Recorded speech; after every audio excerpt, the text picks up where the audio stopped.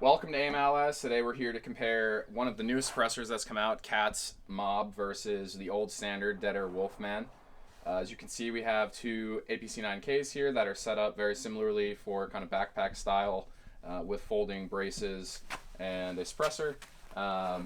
We decided to look at these today because the Cat suppressor is kind of the newest and greatest in 9mm. The Wolfman uses a lot of the kind of old technology, but still has been, until their incident, was a well-recommended suppressor.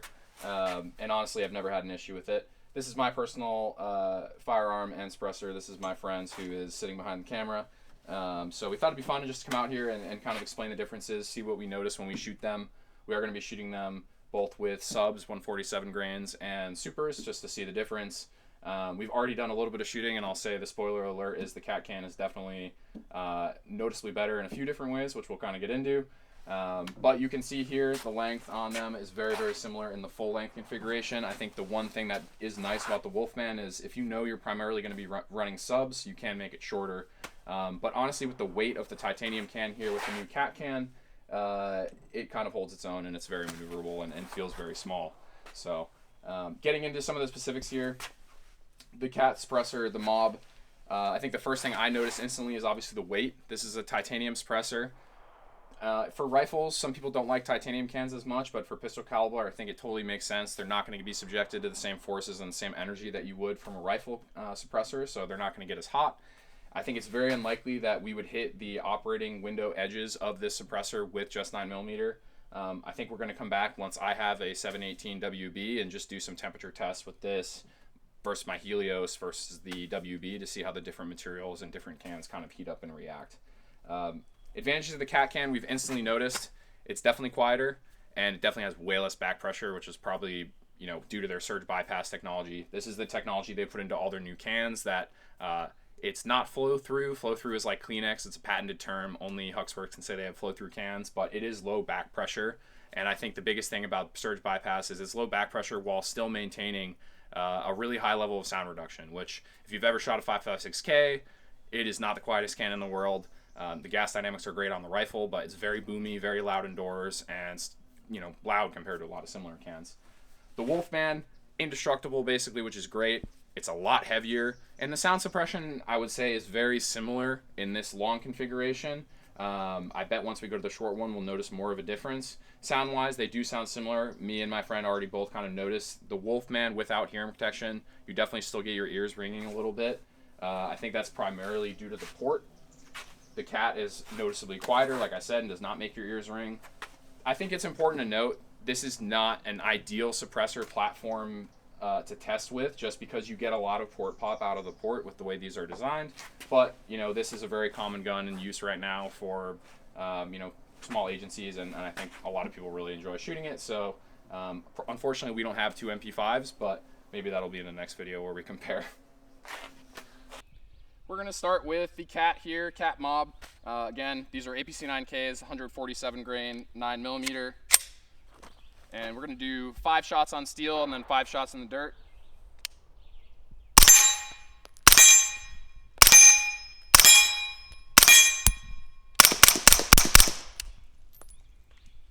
Very quiet. I mean, we were just shooting pistols, so I am wearing ears, but I have absolutely no problem.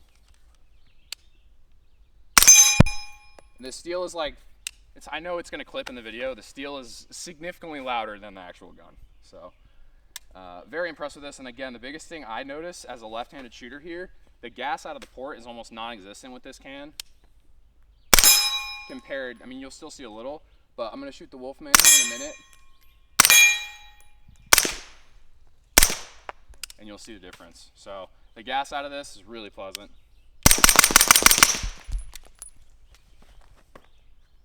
There you go, Cat Mob. Very impressed.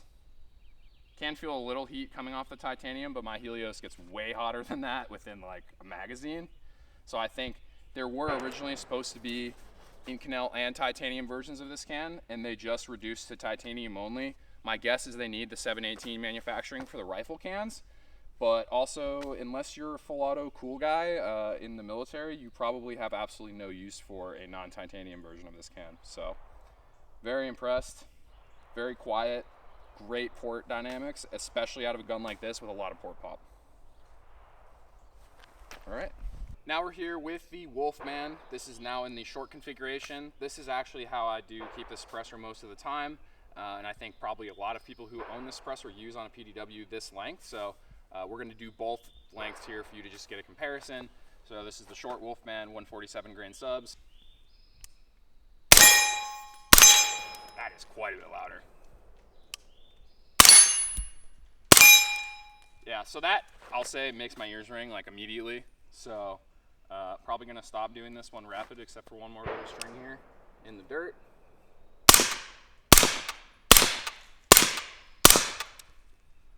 There you go, Wolfman in short. So we have the Wolfman here. This is the long configuration. As I mentioned, the long configuration I think is a bit better for supers, which we will test in a little bit here. But this is the full configuration, and the length comparison to the Mob is most appropriate. This can is a lot heavier on the front of the gun than the Mob. Like it's as soon as I picked it up, I was like, oh, that's kind of annoying. But you know, I don't really carry this much, and it's not a huge deal. But if you were backpacking or something, I could imagine it mattering. Put it that way. Long configuration, 147 grain subs. All of the ammo so far has been American Eagle 147 grain, which is it's hot, but it's still subsonic.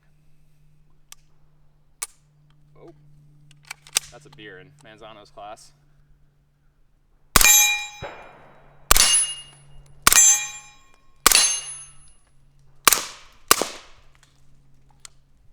So quite a bit quieter to my ears as the shooter.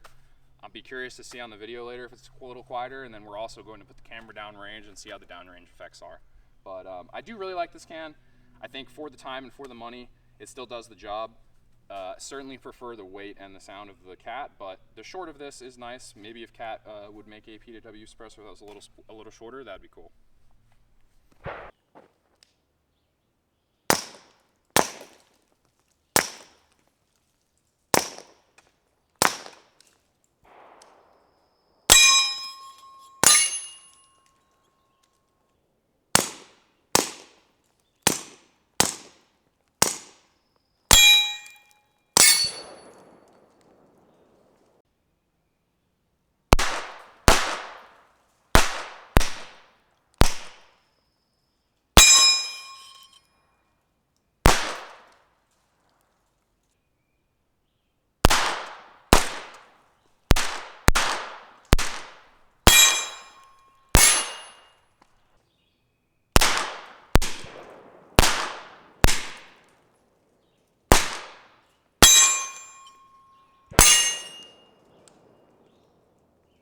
So we just tried them all out, gave you all the different configurations. A couple big notes here.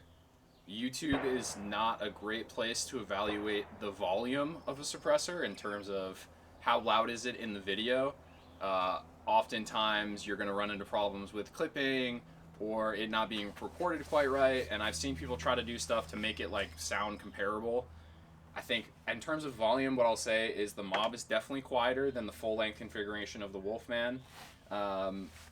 It's noticeably quieter to the point where, like we were saying, ears were definitely ringing here with the short configuration, even with subs. With the long configuration with subs, it's closer. Still a little bit of ringing going on with the Wolfman in terms of, you know, your own volume level. And I guess the reason we talk about this, a lot of the times these are for personal defense use. You might have to discharge one of these inside your house in a very bad situation, but you know, that is what they're for.